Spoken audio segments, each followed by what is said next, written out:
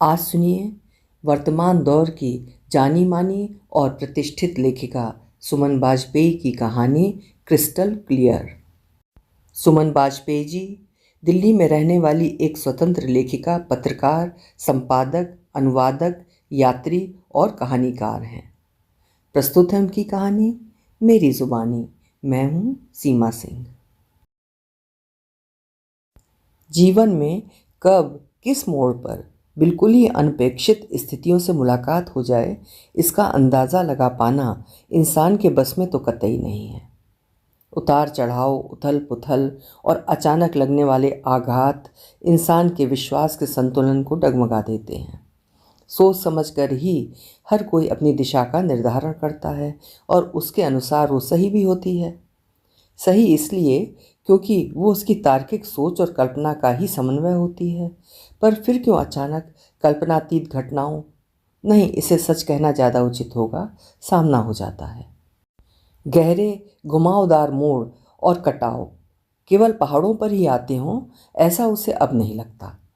समतल सपाट सड़कों पर चलते चलते भी ऐसे कटाव आ जाते हैं कि उनसे गुजरते हुए ऐसा लगता है कि अब संतुलन बिगड़ा और अब गिरे। गहरी अतल गहराइयों में, कटीली झाड़ियों और नुकीले पत्थरों के बीच लाख चाहने पर भी टाइमिंग कभी परफेक्ट नहीं हो पाती। किसी न किसी वजह से देर या अड़चनें पैदा हो जाती हैं। फ़ोन करके ISBT से पता किया था कि देहरादून के लिए डीलक्स बस दोपहर 3:30 बजे जाती है। उसी के अनुसार दोनों वहाँ पहुँचे थे, लेकिन जिस बस ने जाना था वो देहरादून से दिल्ली आई ही नहीं थी। जाहिर सी बात है कि उस बस का इंतज़ार करने का मतलब था 5 साढ़े 5 बजे तक वहीं बैठे रहकर समय बर्बाद करना। तो उसने देवेश को प्रश्न भरी निगाहों से देखा था। तो क्या, सामने उत्तराखंड परिवहन की बस जा रही है, उसी में बैठते हैं। अभी भी तो चले, रात 10 बजे से पहले देहरादून नहीं पहुँचेंगे।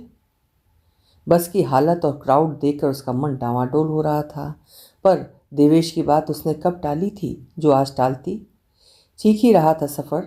दोनों के पास हमेशा से इतनी बातें हैं कि कभी ख़त्म होने की नौबत ही नहीं आती। कभी कभी सेंसलेस तो कभी हाईली इंटेलेक्चुअल टॉक्स, कभी पुअर जोक्स तो कभी पुरानी बातों की कड़ियाँ। बातों का क्रम जुड़ता ही जाता है। वो और देवेश स्कूल टाइम के दोस्त हैं। दोस्त? प्रश्न चिन्ह कई बार लगा है उनकी दोस्ती पर। असल में सच तो ये है कि वे दोनों चाहे दूसरों के सामने इस बात को चाहे कितना ही प्रोजेक्ट क्यों ना कर लें कि वे दोनों दोस्त हैं, पर उनके अंदर प्यार का अंकुरण कब फूटा, इसका अंदाज़ा होने और समझने में उन्हें खुद भी काफ़ी वक्त लग गया था। कॉलेज के अंतिम वर्ष में उन्हें इस बात का एहसास हुआ था कि उनका रिश्ता केवल दोस्ती तक ही सीमित नहीं रहा है, वो प्यार का आकार ले चुका है। एक दूसरे को बहुत अच्छे से समझने, एक दूसरे की कमियों, खूबियों और महत्वाकांक्षाओं को जानने के बाद उनके बीच छिपाने या बताने के लिए कुछ बचा ही नहीं था। सब साफ था, एकदम क्रिस्टल क्लियर। पर फिर ऐसा क्या था? उसने एक सांस छोड़ी। कुछ देर के लिए वो उन घुमावदार रास्तों के सर्पिल बहाव से बाहर निकली। संडे था और सर्दियों की धूप को अपने जिस्म में भरने के लालच में वो बाहर बालकनी में आ बैठी। घर पर भी कोई नहीं था। वीकेंड पर वो घर आई हुई थी। माँ पापा किसी रिश्तेदार के यहाँ गए हुए थे और बहन के कॉलेज में वार्षिक समारोह की रिहर्सल चल रही थी, इसलिए वो कॉलेज गई हुई थी। चाय पीने की उसे आदत नहीं है, पर हर्बल टी का स्वाद उसे भाने लगा है। कोई झंझट भी नहीं होता। टी बैग को गर्म पानी में डालो और चाय तैयार। No milk no sugar. चाय का घूंट भरते हुए देवेश की इस बात से अनायासी उसके होठों पर हंसी थिरक गई। You are very easy going Malvika. Life में किसी तरह के झंझट को बर्दाश्त नहीं करती हो और तुम्हारी यही बात मुझे सबसे ज़्यादा अपीलिंग लगती है। गज़ब का कॉन्फिडेंस लेवल है तुम्हारा। सूरज ने करवट ली तो उसने भी कुर्सी सरका कर धूप के टुकड़े को कब्जा कर लिया। कैसी विडंबना है ना। उसकी यही बात जो देवेश को सबसे अच्छी लगा करती थी, एक वक्त पर आकर दंश की तरह चुभने लगी। उसकी यही क्वालिटी उसे कभी पीड़ा के सैलाब में डुबो देगी, उसने कब सोचा था? सोचा तो शायद देवेश ने भी नहीं होगा, या फिर उसके मन में किसी भीतरी कोने में हमेशा से ही कोई लावा दहकता रहता होगा, वरना क्या यूं ही ज्वालामुखी फट सकता है? संयोग की बात है कि दोनों ने अलग अलग जॉब्स के लिए एक ही कंपनी में अप्लाई किया था, पर वो इसे संयोग नहीं नियति मानती है और इंटरव्यू कॉल भी एक ही दिन का आया। अच्छा है, तुम दोनों एक ही कंपनी में नौकरी करोगे तो कम से कम किसी और शहर में नौकरी करने और एक दूसरे से दूर रहने की कोई मजबूरी तो नहीं होगी ना शादी के बाद। माँ को सबसे ज़्यादा खुशी हुई थी इसी बात से। ओ मम्मी, नॉट अगेन। अभी शादी का ख्याल मन में मत लाओ। फिलहाल मुझे और देवेश को अपना अपना करियर बनाना है। अच्छी तरह से सेटल हो जाने के बाद ही इस बारे में सोचेंगे। अभी शादी करना हमारे एजेंडे में नहीं है। शादी कोई शेड्यूल थोड़ी ही होती है जो उसे एजेंडे में शामिल किया जाए। पापा ने हंसते उसे छेड़ा था। ओ कम ऑन पापा, you know both of us, so don't worry. उसे इस बात की खुशी थी कि उसके और देवेश के रिश्ते ने कभी मर्यादाओं को लांघने का प्रयत्न नहीं किया था। हालांकि वो एकदम बिंदास तरह की थी, पर अपनी अपनी सीमाएं दोनों ने तय कर रखी थीं। इसलिए मम्मी पापा को दोनों का अकेले देहरादून जाना अखरा नहीं था। विश्वास के पुल निर्मित करने पड़ते हैं। उनमें लगने वाली हर सामग्री उचित मात्रा में मिलानी पड़ती है ताकि वे पुख्ता बन सकें। तभी तो उन पर से एक किनारे से दूसरे किनारे पर आश्वस्त होकर बिना किसी भय के पहुंचा जा सकता है। देवेश और उसके बीच भी विश्वास का एक मजबूत पुल था जिस पर चलकर ही उन्होंने इतना लंबा समय तय किया था। तकरार, मान मनौवल, विचारों में टकराव, क्या नहीं हुआ उनके बीच, पर इस तरह वार और आक्षेप की स्थिति कभी पैदा नहीं हुई थी। खिली चटकी धूप ने अपना आंचल समेट लिया था। बालकनी में एक ठंडापन पसर गया था, बिल्कुल उसके और देवेश के रिश्ते की तरह। उसे कपकपी महसूस हुई। शॉल को कसकर लपेट लिया। मन हुआ कुछ देर सुस्ता ले, पर कुछ काम बाकी था और सुबह सुबह ही उसे देहरादून के लिए निकलना था। जिस प्रोजेक्ट की वो इंचार्ज थी उसकी रिपोर्ट भी तैयार करनी थी। इंटरव्यू देकर जब दोनों वापस लौटे थे तो देवेश बहुत खुश हुआ था। आई एम 100% श्योर कि मुझे जॉब मिल जाएगी। And what about you Malvika? Devesh अपनी प्रसन्नता के आवेश में ये नहीं देख पाया था कि वो थोड़ी बुझी हुई है। I am also confident, but मैं एक सवाल के जवाब में थोड़ी रूड हो गई थी। वे लोग भी बहस पर उतर आए थे। हालांकि बाद में वे कन्विंस हो गए थे कि मैं ठीक थी। But you never know, management को समझना is no easy task. Don't worry Malu, तुम्हें जॉब नहीं भी मिली तो कोई बात नहीं। यू नो, गर्ल्स तो सिर्फ शौक के लिए नौकरी करती हैं। फिर मैं हूँ ना, तुम्हें कमाकर खिलाऊंगा, तुम घर बैठकर ऐश करना। फिर बेबी सिटिंग से बढ़िया जॉब और क्या हो सकता है? देवेश अपनी रॉ में बोलता जा रहा था। उस पल विश्वास का पुल उसे डगमगाता हुआ सा लगा था। देवेश की मेंटलिटी ऐसी भी हो सकती है? उसे समझने में इतनी बड़ी भूल कैसे हो गई? या फिर हर पुरुष के अंदर कहीं ना कहीं सामंतवादी सोच निहित ही होती है जो उन्हें औरत को एक ही तरह के खाके में फिट देखने को बाध्य करती है।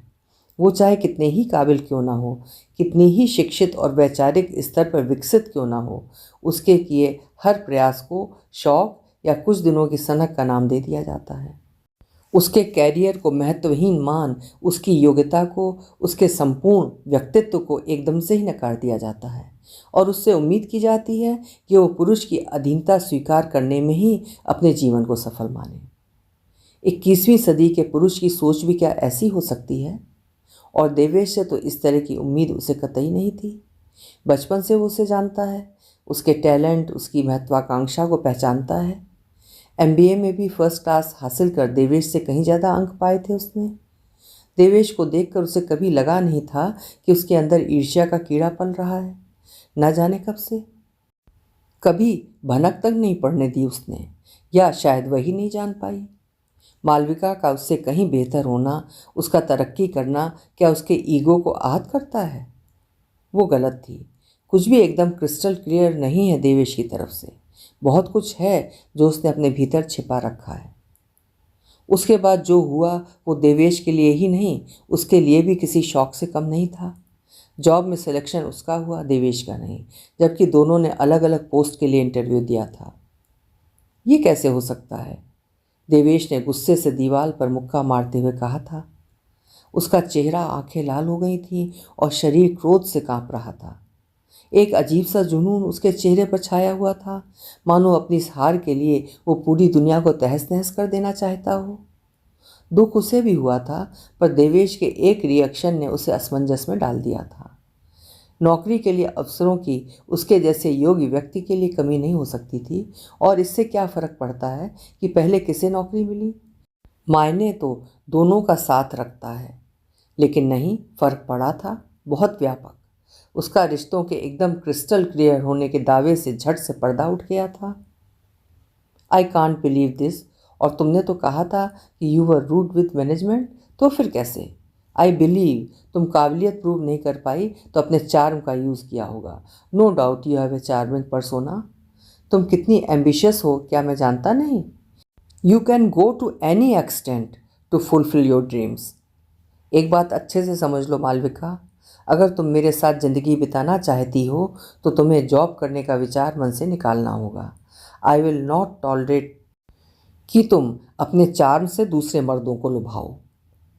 देवेश फन कुचले सांप की तरह फुफकारता जा रहा था और उसका चेहरा विकृत होता जा रहा था। मालविका ने क्या इसी व्यक्ति से प्यार किया था? नहीं, ये वो नहीं है। ये तो वही पुरुष है जो समाज में न जाने कितने मुलम्मे चढ़ाए, सदियों से अपना अधिकार जमाए इधर उधर घूम रहा है। ये तो उसी सोच का नुमाइंदा है जो औरत को अपने से एक कदम पीछे देखना चाहता है। बराबरी का हक और सम्मान देना सब दिखावा है उसके लिए।